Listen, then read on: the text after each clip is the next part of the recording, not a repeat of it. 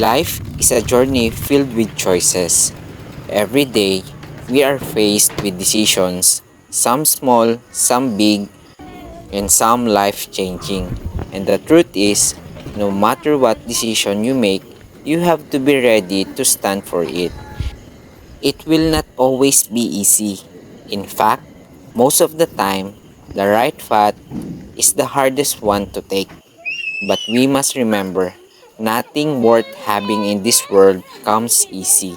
Success, happiness, growth, these all require effort, courage, Bye-bye na, bye-bye. and persistence. Po. Every decision you make shapes who you are and where you are heading. There will be mistakes, there will be struggles, but these are not signs of failure. They are part of the process. They are proof that you are trying, learning, and moving forward.